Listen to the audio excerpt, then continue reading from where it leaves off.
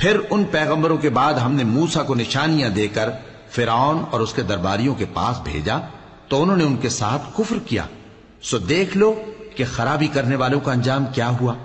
اور موسیٰ نے کہا کہ اے فرعون، میں رب العالمین کا پیغمبر ہوں، مجھ پر واجب ہے کہ اللہ کی طرف سے جو کچھ کہوں سچ ہی کہوں۔ میں تمہارے پاس تمہارے پروردگار کی طرف سے نشانی لے کر آیا ہوں، سو بنی اسرائیل کو میرے ساتھ جانے کی رخصت دے دیجئے۔ فرعون نے کہا اگر تم نشانی لے کر آئے ہو تو اگر سچے ہو تو لاؤ دکھاؤ۔ موسیٰ نے اپنی لاٹھی زمین پر ڈال دی تو وہ اسی وقت ایک بڑا اژدہا بن گئی، اور اپنا ہاتھ گریبان سے نکالا تو اسی دم دیکھنے والوں کی نگاہوں میں سفید براق یعنی روشن ہو گیا۔ تو قوم فرعون میں جو سردار تھے وہ کہنے لگے کہ یہ بڑا ماہر جادوگر ہے، اس کا ارادہ یہ ہے کہ تم کو تمہارے ملک سے نکال دے، بھلا تمہاری کیا صلاح ہے؟ انہوں نے فرعون سے کہا کہ فی الحال موسیٰ اور اس کے بھائی کے معاملے کو موقوف رکھیے اور شہروں میں نقیب روانہ کر دیجئے کہ تمام ماہر جادوگروں کو آپ کے پاس لے آئیں۔ چنانچہ ایسا ہی کیا گیا، اور جادوگر فرعون کے پاس آ پہنچے اور کہنے لگے کہ اگر ہم جیت گئے تو ہمیں صلہ تو عطا کیجیے گا نا؟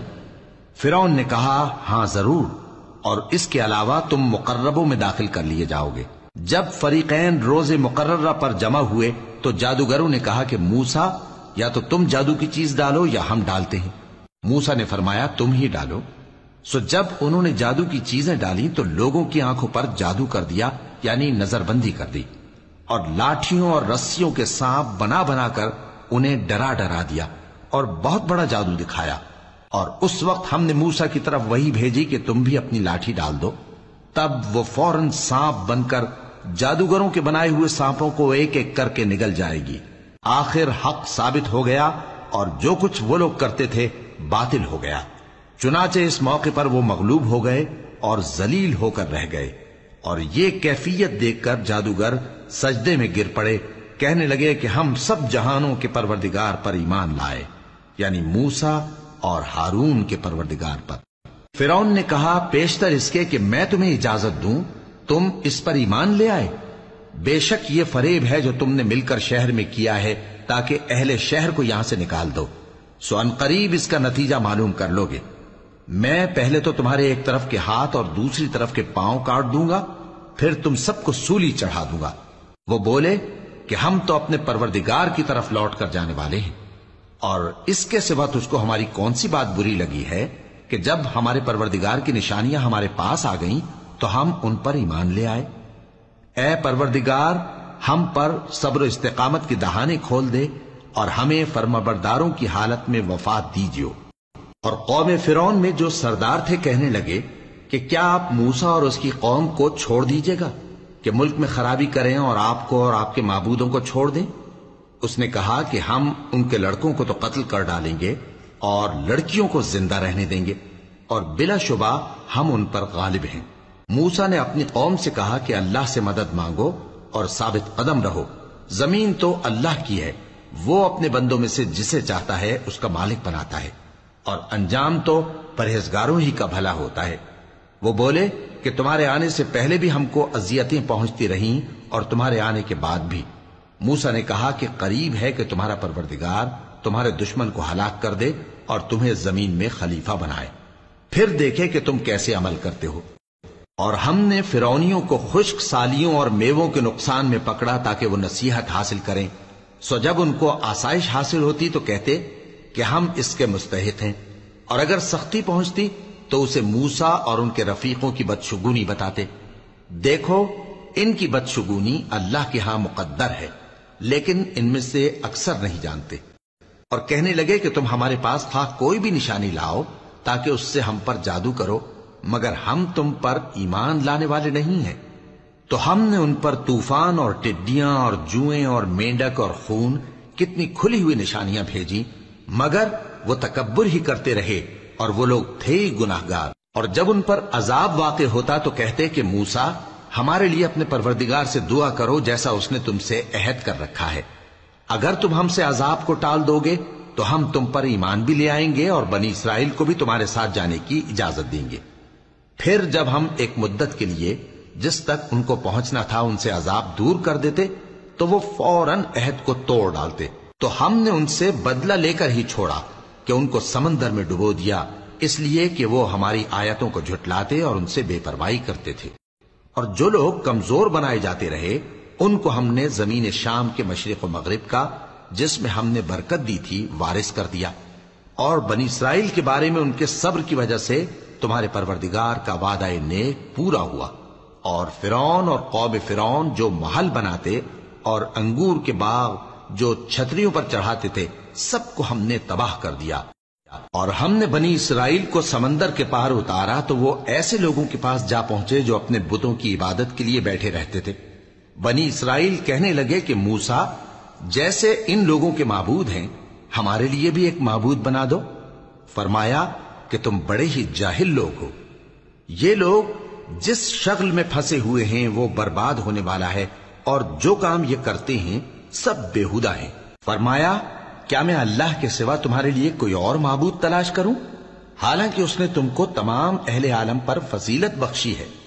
اور ہمارے ان احسانوں کو یاد کرو جب ہم نے تم کو فرعونیوں کے ہاتھ سے نجات بخشی۔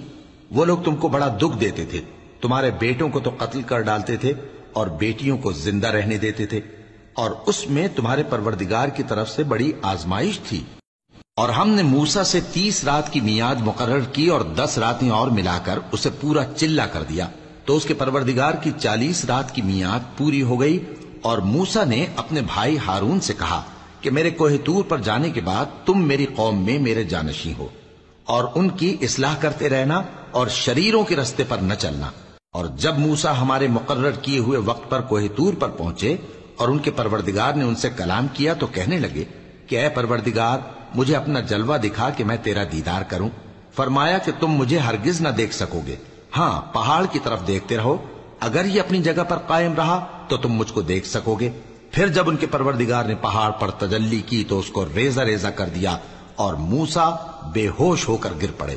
پھر جب ہوش میں آئے تو کہنے لگے کہ تیری ذات پاک ہے اور میں تیرے حضور میں توبہ کرتا ہوں اور جو ایمان لانے والے ہیں ان میں سب سے اول ہوں۔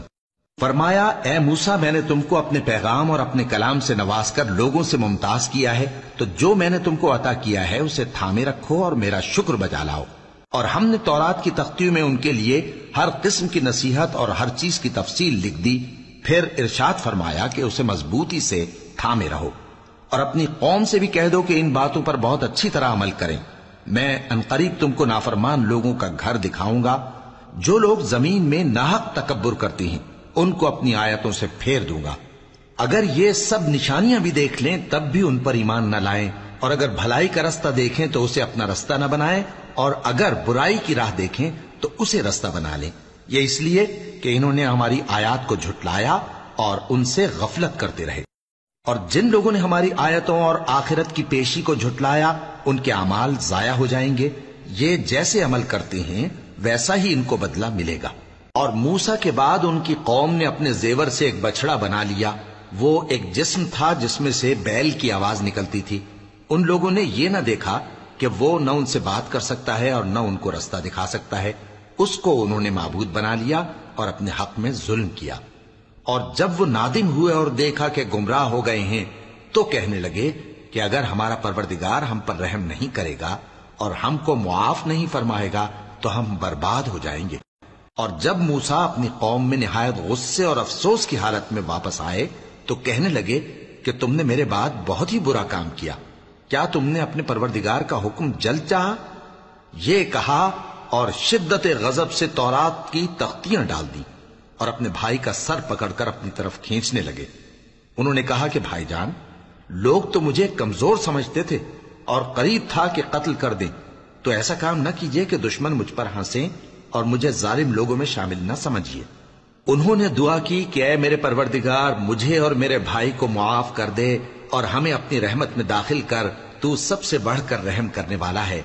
جن لوگوں نے بچڑے کو معبود بنا لیا تھا ان پر ان کے پروردگار کا غضب واقع ہوگا اور دنیا کی زندگی میں ذلت نصیب ہوگی، اور ہم افترا پردازوں کو ایسا ہی بدلہ دیا کرتے ہیں۔